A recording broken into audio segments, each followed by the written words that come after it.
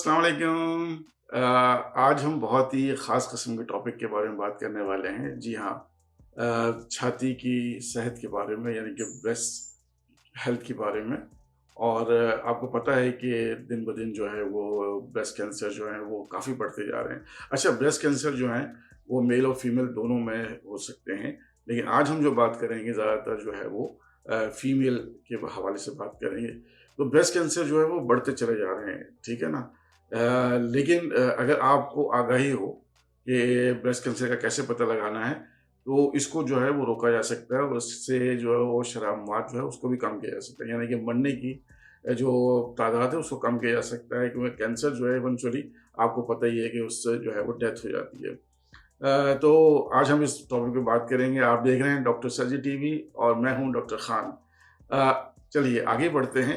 तो सबसे पहले तो सवाल ये है कि भई ये क्यों इतनी अहमियत का हामिल है? तो जैसे मैंने बताया कि ब्रेस्ट कैंसर जो है वो बढ़ते चले जा रहे हैं और काफ़ी ज़्यादा फैल रहे हैं, पूरी दुनिया में फैल रहे हैं। आप देख सकते हैं स्क्रीन के ऊपर। लेकिन शराब-मात थोड़ी-सी कम हो रही है, उसकी वजह ये है कि आगाही बढ़ती जा रही है। तो अगर आगाही बढ़ती जाएगी तो शराब-मात कम होती जाएँगी और लोगों को पता चलता जाएगा कि इस बीमारी से कैसे बचना है।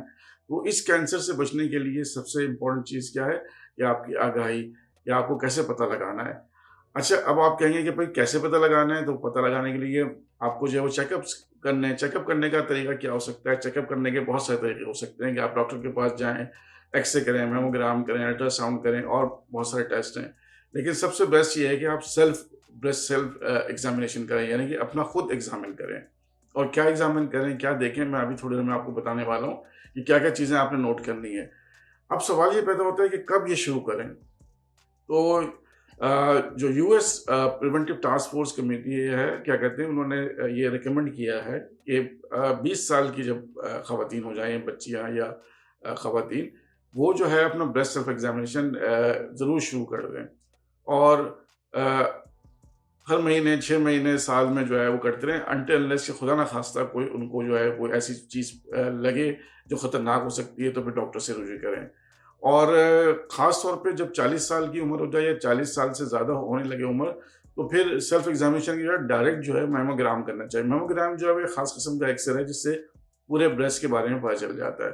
तो अब आपको पता चल गया कि भई आपने ये इसकी अहमियत पता चल गई, और कब करना है आपको यही पता चल गया। अच्छा, ये जो चेकअप है ये बाज़ औक़ात हम जल्दी-जल्दी भी डॉक्टर्स जो हैं वो बुलाते हैं ख़वातीन को, अगर उनमें कुछ रिस्क फैक्टर्स हों। कौन-कौन से रिस्क फैक्टर्स हो सकते हैं? जैसे कि अगर ज़्यादा एज है उनकी, 50 प्लस है, यानी कि 50 साल से ज़्यादा है। अच्छा, कोई जेनेटिक कोई फैक्टर है, जैसे BRCA1 और 2 होते हैं इसके अंदर। कोई रिपोर्टेड हिस्ट्री, यानी कि उनकी जो माहवारी है पहले आ गई थी, बहुत जल्दी शुरू हो गई थी, इस तरह की है, या फिर ख़ानदान में किसी को जो है वो ब्रेस्ट कैंसर है, या फिर ओवेरियन कैंसर, यानी कि बच्चेदानी के साथ 2 वो होते हैं जिसमें अंडे होते हैं, फीमेल ऑर्गन्स कहलाते हैं, उसका अगर कैंसर है, तो इसमें जो है हम फिर जल्दी-जल्दी बुला के जो है वो कोशिश करते हैं कि चेकअप किया जाए ताकि मिस ना हो जाए, क्योंकि इनमें चांसेस ज़्यादा होते हैं ब्रेस्ट कैंसर के। अच्छा, अब ये सब समझ में आपको आ गया। अब मैं आपको ये बताता हूँ कि इनकी अलामात क्या-क्या आपको देखनी है, क्या-क्या चेक करना है। तो आपने देखना है कि गुठली तो नहीं बन रही है आपके जो है बाजू के नीचे जो है, इस एरिया के अंदर वो गुठली तो नहीं बन रही है। छोटे-छोटे से ग्लैंड होते हैं वो फूलना शुरू हो जाते हैं।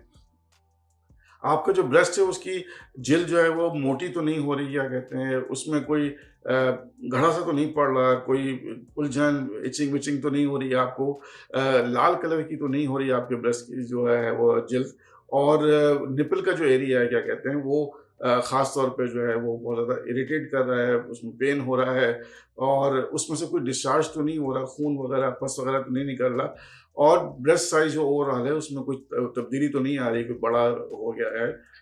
अच्छा, यहाँ मैं बताता चलूँ कि इसके बहुत सारे और भी रीज़न हो सकते हैं, कोई ड्रग्स भी हो सकती है, मेडिकेशंस भी, साइज़ चेंज होने में ब्रेस्ट के। इसके अलावा अगर ज़्यादा बच्चे हों जिनको, उनका भी साइज़ आगे-पीछे चेंज होते रहते हैं। उम्र बढ़ती है तो उसके साथ भी ब्रेस्ट के साइज़ चेंज होते रहते हैं। तो ज़रूरी नहीं है कि वो कैंसर ही हो।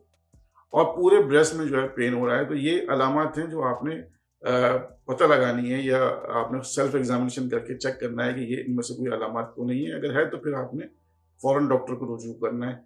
अच्छा, अब मैं आपसे एक बहुत ख़ास बात करने वाला हूँ कि अगर आपको जो है कोई खौफ़ है कि भई मतलब कुछ किस्म के बैरियर्स होते हैं ना कि भई अब वो ख़वातीन जो है वो डॉक्टर के पास जाने से घबराती हैं।